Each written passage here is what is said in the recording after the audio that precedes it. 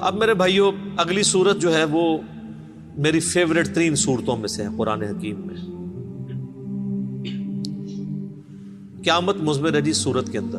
اس وقت امت کا سب سے بڑا مسئلہ یہی ہے. جو جامعہ ترمذی میں حدیث ہے کہ ہر امت کا کوئی نہ کوئی فتنہ ہے، اور میری امت کا فتنہ مال ہے. اور بخاری اور مسلم دونوں میں حدیث ہے، نبی علیہ السلام نے اپنی وفات سے 1 مہینہ پہلے شہدائے احد کے قبرستان میں جا کے ان کی قبروں کے اوپر جنازہ دوبارہ پڑھا. 8 سال کے بعد 3 ہجری میں غزوہ احد ہوا اور 11 ہجری میں نبی علیہ السلام کی وفات ہوئی. تو آپ نے اپنی وفات سے 1 مہینہ پہلے وہاں پہ خطبہ دیا. میں نے کربلا والے ریسرچ پیپر میں خطبہ ڈالا بھی ہوا ہے. آپ علیہ السلام نے قبرستان میں خطبہ دیا عبرت کے لیے کہ مرنے کے بعد سب نے ادھر ہی آنا ہے. چونکہ آپ بھی دنیا سے جا رہے تھے، آپ کو اللہ نے بتا دیا. اور حدیث کے الفاظ ہیں، عقبہ بن عامر کہتے ہیں کہ میں نے آخری دفعہ رسول اللہ کو ممبر پہ اسی دن دیکھا تھا. اس کے بعد میں نے حضور کو ممبر پہ چڑھے ہوئے نہیں دیکھا. آپ فرمایا، لوگوں، اللہ تعالیٰ نے مجھے اپنا حوض کوثر یہیں پہ دکھا دیا ہے. اس وقت میرا ممبر میرے حوض کوثر پہ لگا ہے. میں تمہارا پیش رو ہوں، یعنی میں آگے جانے والا ہوں، تم میرے بعد میرے پیچھے آؤ گے. ظاہر ہے نبی علیہ السلام نے ایک دعوت کھڑی کی تھی، اتنی محنت سے اپنی ایک ٹیم تیار کی تھی. اب دنیا تو ظاہر ہے ہر بندے نے چھوڑ کے جانا ہے، تو آپ کو یہ ٹینشن بھی تھی کہ میں جو پیچھے لوگ چھوڑ کے جا رہا ہوں ان کو آخری درجے تک وصیت کر جاؤں کہ میرے بعد تمہیں خطرہ کن کن چیزوں سے. آپ نے فرمایا، مجھے اپنے بعد تم سے یہ ڈر نہیں کہ تم دوبارہ سے بت پرستی میں مبتلا ہو جاؤ، شرک کرنے لگ پڑو. یہ تو مجھے کانفیڈنس ہے کہ تم، یعنی اپنے صحابہ کے بارے میں آپ کو ایک گارنٹی تھی، تربیت یافتہ جو لوگ تھے، کہ یہ شرک میں مبتلا نہیں ہوں گے. البتہ مجھے یہ ڈر ہے کہ تم میرے بعد دنیا کے مال میں پھنس جاؤ گے اور دنیا کے خزانے تمہارے لیے کھول دیے جائیں گے. نبی علیہ السلام نے تو اپنی وفات تک فقر ہی دیکھا تھا. بخاری اور مسلم دونوں میں حدیث ہے، عائشہ کہتی ہیں کہ نبی علیہ السلام کی وفات تک ہماری یہ حالت تھی. بعض اوقات 1 مہینہ، بعض اوقات 2، بعض اوقات 3 مہینے تک ہمارے گھر میں چولہا نہیں جلتا تھا. کوئی پکانے کے لیے چیز نہیں ہوتی تھی. 2 کالی چیزوں پہ گزارا ہوتا تھا، ایک کھجور اور دوسرا پانی.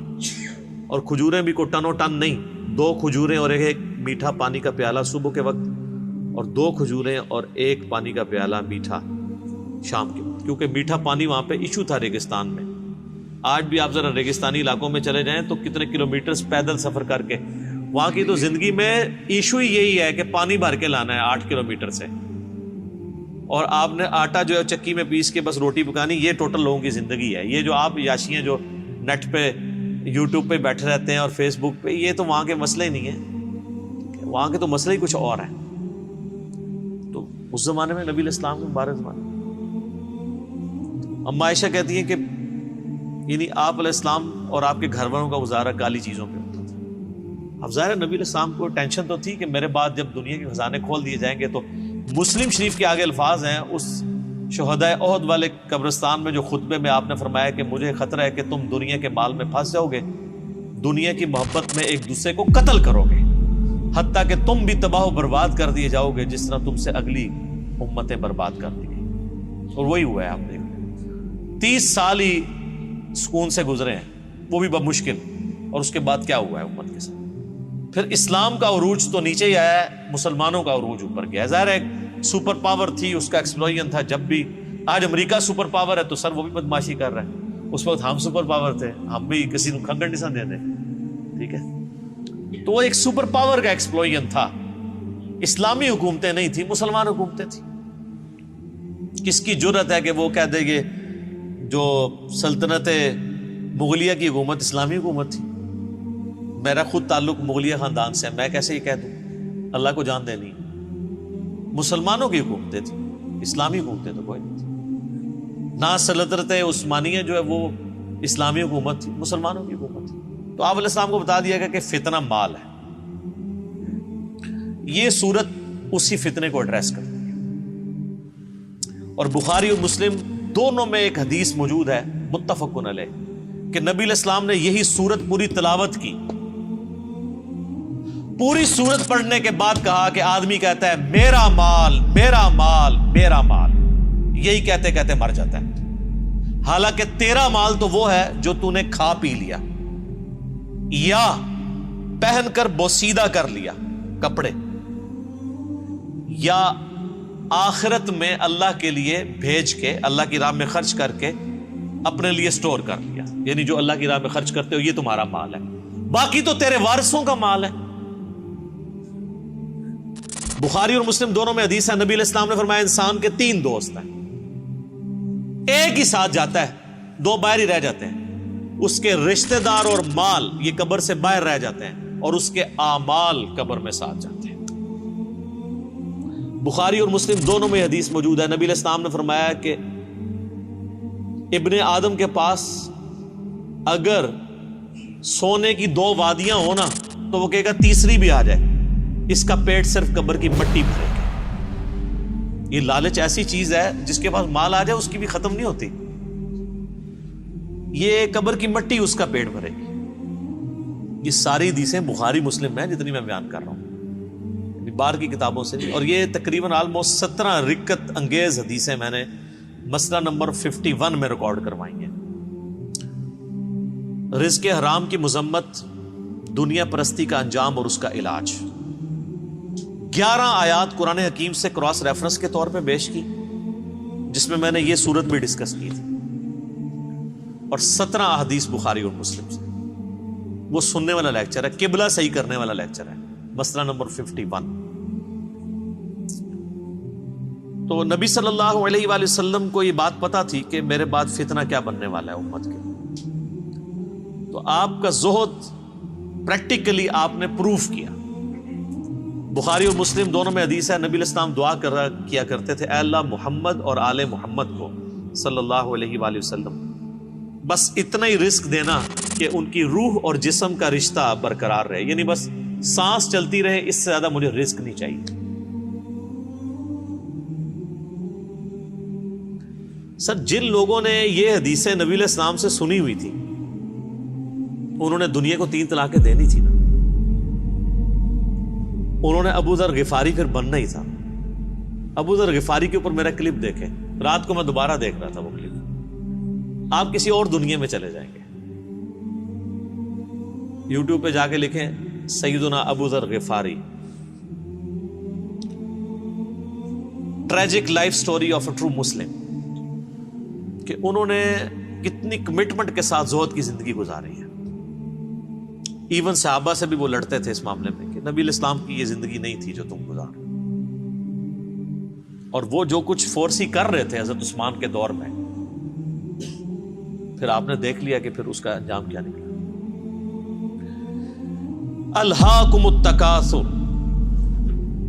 غافل رکھا تمہیں، ہلاک کر دیا تمہیں زیادہ مال جمع کرنے کی ہوس نے، حتی زرتم المقابر، یہاں تک کہ تم نے قبروں کا منہ دیکھا، یعنی مرتے دم تک مال مال مال مال، اینڈ کوئی نہیں ہے جب تک کہ قبر کی مٹی میں نہ جا کے مل جاؤ۔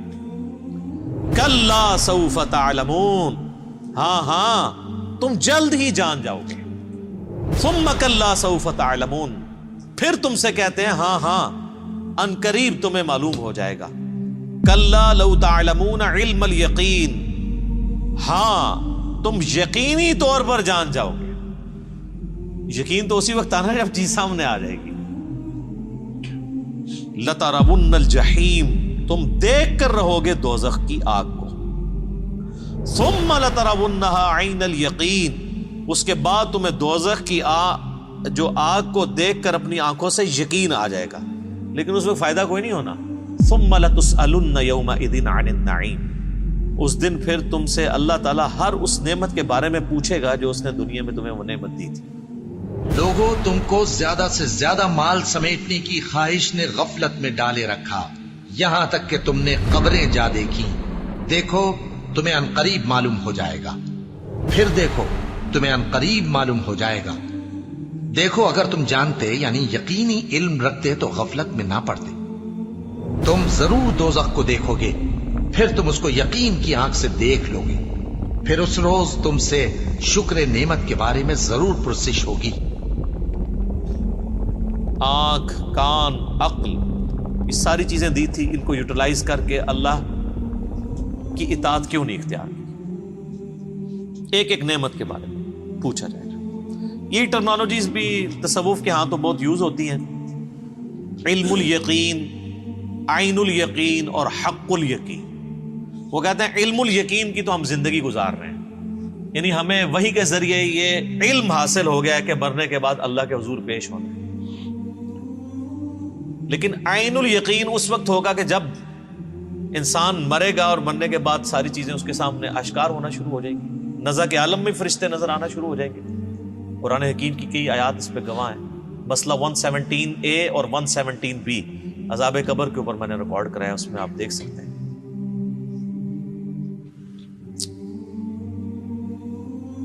اور سورۃ الحجر کے اینڈ میں بھی آیا نا، فَاعْبُدْ رَبَّكَ حَتَّى يَأْتِيَكَ الْيَقِينُ، اپنے رب کی عبادت میں لگے رہو یہاں تک کہ تم یقین تک پہنچو۔ یقین کیا؟ موت۔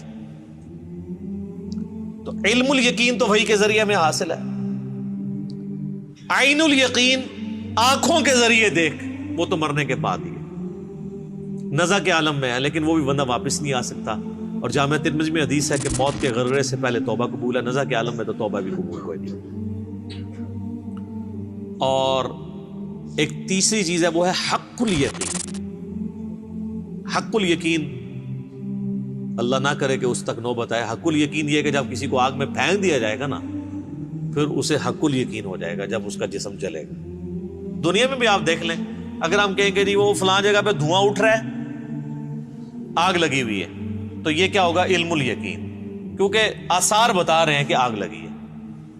پھر آپ قریب چلے جائیں اور آگ نظر آ جائے تو اسے کہا جائے گا عین الیقین، آنکھ سے دیکھ لیا۔ اور اگر زیادہ تسلی کرنی ہے تو بیچ میں ہاتھ ڈال دیں، تو جب ہاتھ جلے گا نا تو حق الیقین ہو جائے گا۔ تو یہ اللہ تعالیٰ ہمارا ہے کہ تم عنقریب تم اپنی آنکھوں سے بھی دیکھ لو گے اور اس یقین کے عالم تک بھی پہنچو گے۔ آج جو تم ہمارے پیغمبر کی دعوت کو جھٹلا رہے ہو، تو ایک وقت آنے والا ہے کہ ساری چیزیں کھل کے تمہارے سامنے آ جائیں۔ اللہم من احییتہ منا فاحیہ علی الاسلام ومن توفیتہ منا فتوفہ علی الایمان، اللہم ثبتنا علی الایمان، اللہم ثبتنا علی القرآن، اللہم ثبتنا علی الاسلام، اللہم اجرنا من النار، اللہم اجرنا من النار، اللہم اجرنا من النار، آمین۔